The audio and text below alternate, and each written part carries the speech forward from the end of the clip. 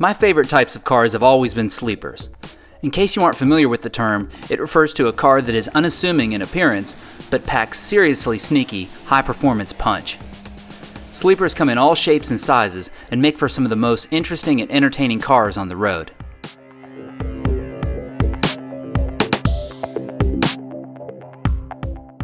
Sleepers are nothing new. Both automakers and gearheads have been cooking them up for a long time.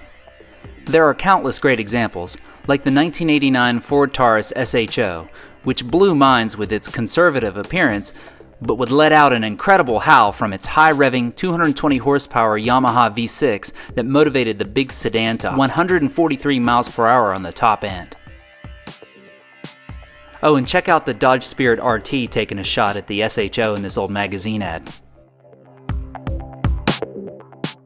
Station wagons make awesome sleepers too, like this 1994 Buick Roadmaster Estate, which came equipped with a Corvette-derived LT1 V8 and this fantastic rear-facing wayback seat. I could really go on all day about the great sleepers I've seen both in person and on the internet. I love them all.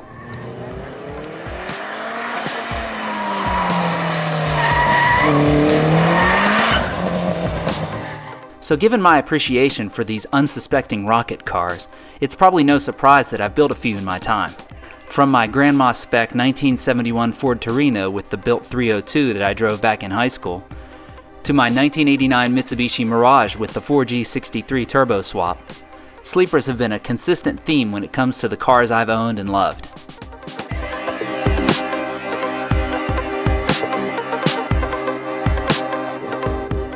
It's been a long winter. We've had record cold temperatures here and snowfall amounts that we haven't seen in 20 years. But it's not all bad. The best thing about winter for car guys is that it gives you time to dream up and plan upcoming projects and modifications. If you know me, you know I've been plotting and scheming over here. I've even been testing out some of my ideas on the old racing simulator.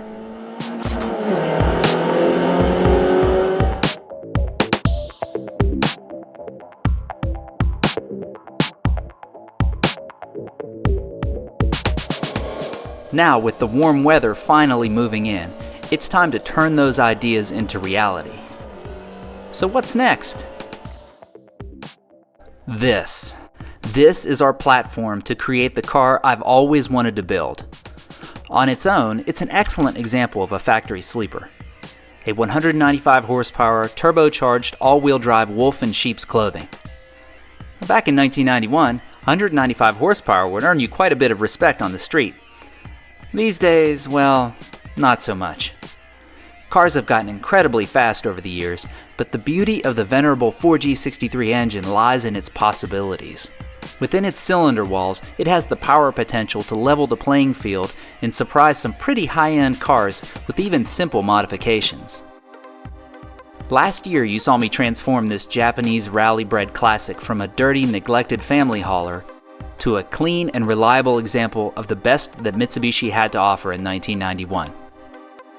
Now it's time to unlock the treasure trove of horsepower that's been secretly stashed away inside this engine for the last 23 years. So what's the plan? Well, I've always wanted to build a 100% stock-appearing sleeper. Not mostly stock-looking, but with a loud exhaust, or kinda stock-looking except for that giant front-mount intercooler hanging out. I'm talking completely stock-appearing and sounding. So I introduce to you Project Street Sleeper. Proudly brought to you by ECM Tuning, Detective Coding, and Forced Performance. This series will feature products and services by these excellent companies who work hard to please their customers and always stand behind their excellent work. So when you check them out, please tell them Tom sent you. So let's talk about our goals. Of course we'll need more power. I'm not shooting for high peak numbers, but instead I want a good, broad power curve with excellent response and drivability. That said, when trying to make everything appear 100% stock under the hood, you're going to have to make some sacrifices. So at times we'll probably be leaving some horsepower on the table in the interest of being sneaky. I'm looking for near stock drivability and comfort.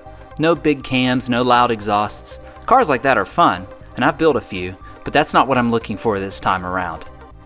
When it comes to reliability, I want to know that I can hop into this car and drive anywhere. I don't want any of those little nagging issues that hang out in the back of your mind. I plan on taking this car on some road trips this summer, and I want this combination to be as fun and reliable as possible. I am keeping a very close eye on the budget. Now that said, I'm not cutting any corners either. Instead, I'm selecting a simple, time-tested and proven recipe of high-quality parts that will perform well for a long time. Over the coming months, I invite you to join me as we go through the whole process of modifying this car while having lots of fun doing it. Here's a little preview of some of the things we'll be working on.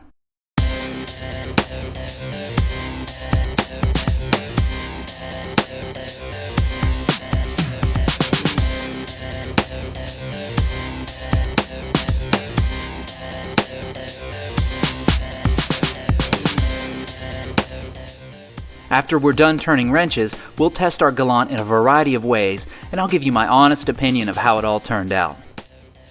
Let's not get ahead of ourselves. Before taking on any modifications, it's great to have some baseline performance data. So I grabbed the V-Box Sport and tested the Galant in its current condition. By the way, the Galant is not 100% factory stock, as the previous owner installed a replacement K&N air filter, and this straight pipe to replace a rattling catalytic converter, which is usually caused by loose converter heat shields, not an actual problem with the catalyst inside.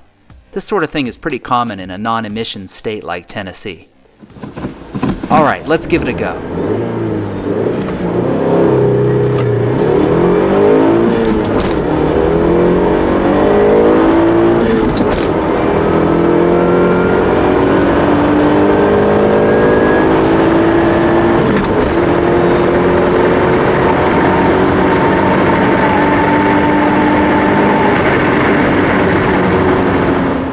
I made 3 runs and they were practically identical. The runs were all made on a sunny 80-degree day with 3/4 of a tank of 93 octane gas. So here are the results. 0 to 60 miles per hour in 7.4 seconds. 0 to 100 miles per hour in 18.2 seconds.